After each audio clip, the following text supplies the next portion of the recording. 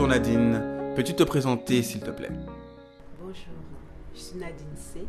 Le C, c'est mon nom de famille, voilà.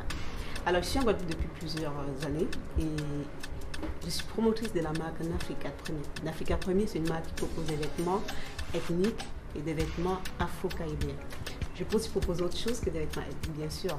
Et nous habillons des enfants, des femmes et des hommes. Pourquoi le nom Nafrica Premier? Alors, c'est toute une histoire. Le nom Nafrica Premier, ça m'est venu parce que je ne me trouvais pas dans mon ancien nom que j'avais créé. Alors, je vous explique. Je suis arrivée en Guadeloupe en 2009. En 2009, je cherchais du boulot. Ce n'était pas facile de trouver du boulot. D'ailleurs, je me trouvais avec une population qui cherchait aussi du travail. Donc, du coup, je me suis lancée. J'ai dit, pourquoi ne pas créer ma propre activité? Et du coup, j'ai créé une boutique. J'ai ouvert une boutique où je proposais des objets d'art. Et les objets d'art, c'était des petits trucs que j'aimais bien voir. Et c'était de la belle déco. Je me suis dit, pourquoi ne pas proposer à mes frères antillais? Et donc, du coup, dans ma boutique, je m'habillais toutefois avec mes créations. Et les clients me demandaient où tu l'as trouvé.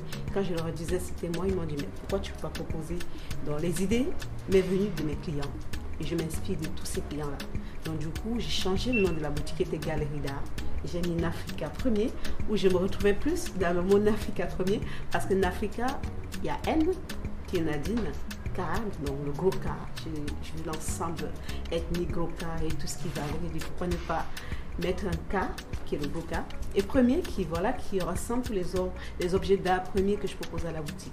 C'est où le nom m'est venu, voilà, tout simplement. Depuis quand exerces-tu ta passion?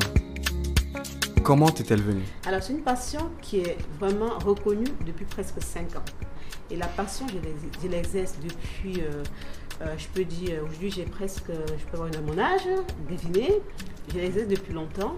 Donc, et c'est une passion qui m'est venue parce que ma maman, elle est couturière. Et donc, vous savez, les couturières, les petites mamans là, qui font des petites choses très bien là.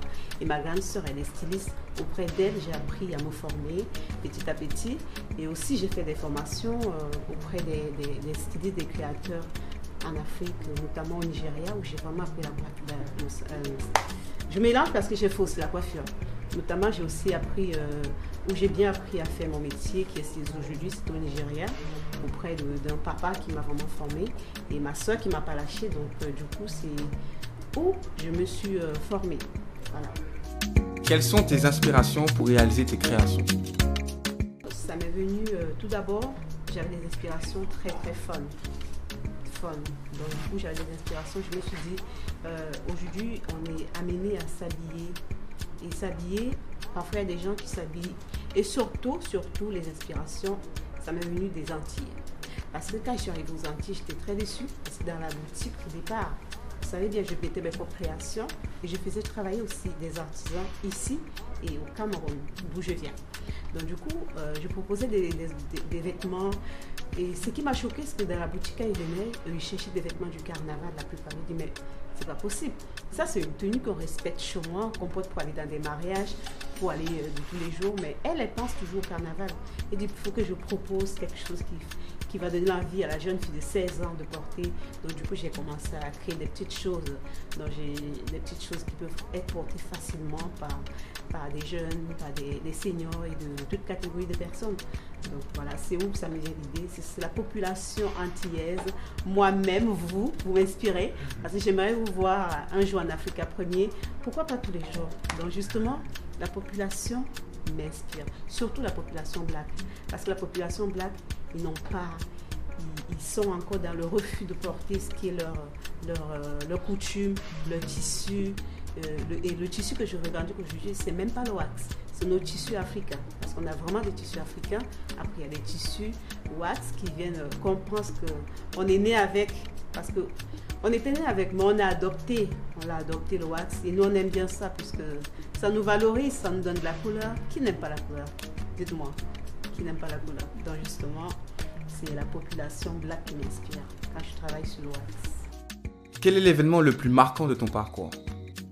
Alors, l'événement le plus marquant qui m'a vraiment inspiré, je peux vous dire, le premier truc que j'ai fait qui m'a marqué, que j'étais vraiment embrouillée, je peux vous dire, c'était nouveau pour moi. Pour moi, c'était nouveau. C'était de défiler chez une dame qui m'a donné une bonne visibilité et qui m'a ouvert la porte. je ne vais pas nier, je ne vais pas refuser, c'était chez Valérie Glow, le salon de la beauté. C'est où beaucoup de personnes m'ont découvert. Et c'est où j'ai fait mon premier défilé sur plateau avec des Miss. Donc, ce qui n'est pas donné de faire des défilés avec des Miss. Il faut organiser, il faut les maquillages, tout ce qui va avec. Donc, ça, c'est le premier truc qui m'a... C'est vraiment le premier défilé qui m'a marqué. Et après aussi, collaborer avec des grands stylistes africains, notamment, dont je ne peux pas passer devant les créations sans rester 2 heures de temps, regarder ce qu'ils font, m'inspirer d'eux. Dans les créateurs, surtout le monsieur qui m'a pris. Donc, c'est vraiment ces gens-là qui m'ont flashé dans mon travail depuis mon parcours jusqu'aujourd'hui. D'ailleurs, j'ai dédié une collection aussi aux gens qui m'inspirent. Je vais vous parler de ça prochainement. Quel est ton plus grand rêve? Ce que je rêve, franchement, dans ce qui c'est que la mode, je rêve que le chinois porte le vêtement africain tous les jours. Je rêve de ça.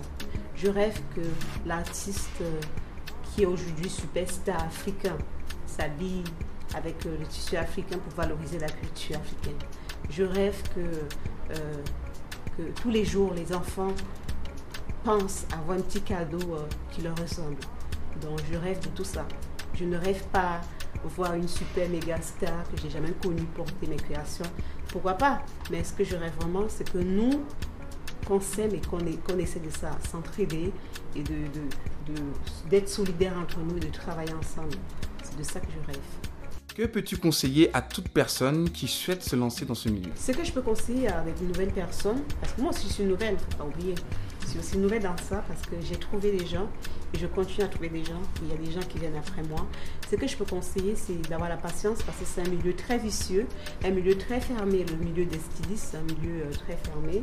Donc du coup, les gens n'ouvrent pas la porte aux gens. Donc quand je trouve des gens comme vous me donner le micro, moi, il faut que je parle. Donc du coup, je peux demander aux gens, les jeunes, les anciens, de nous aider, de nous soutenir et que nous aussi on soutient, de donner plus de visibilité s'ils peuvent. Parce que déjà quand vous postez une photo, je suis très contente de présenter mes créations. Vous vous rendez compte? Mes créations, quand je les fais, je m'inspire de vous. Par exemple, ce t-shirt, je dis je vais faire ça à la maison. Le t-shirt, quand je fais autre chose. Donc je me suis inspirée de ça pour travailler. Je n'ai pas copié le t-shirt, je me suis inspirée de ce t-shirt. Et quand je finis ce t-shirt, je le poste parce que je suis tellement pressée de poster mon travail. Et quand je vais le poster, je vois il y a ma copine ou bien ma cousine qui regarde mon statut ou bien qui ne peut même pas mettre un like qui est gratuit. Là, ça me dérange. Mais ça m'encourage parce que je ne peux pas la bloquer, je la laisse. Il faut qu'elle voie mon évolution. Et au fur et à mesure qu'elle va voir mon évolution, elle va comprendre que la fille, si elle est sérieuse, elle avance. Donc moi, je conseille aux gens d'être solidaires et d'encourager. Le j'aime, c'est gratuit. Regardez le pouce, c'est gratuit. Et le partage, c'est gratuit. Donc voilà, je peux conseiller aux gens de vraiment d'être solidaires et de croire en ses rêves, de ne pas lâcher et de s'inspirer des personnes, de s'inspirer de soi-même pour avancer et d'arrêter de croire que le succès vient d'ailleurs. Lui-même, il a un succès. Voilà. Ok, merci Nadine. Tu ne m'as pas demandé si je suis un cœur à prendre, toi aussi. Tu es comment même lui là? D'ailleurs, moi, je suis un cœur à prendre. Ok Nadine, alors une personne apprend à... Tu es célibataire, merci. Ah, si je suis un célibataire. Ah, c'est quoi ton prénom? Vincent. Vincent, c'est dommage, je suis pas célibataire. Je suis maman de 2 petits garçons. Je suis très heureuse de les avoir. Ma mari est très heureuse. Voilà.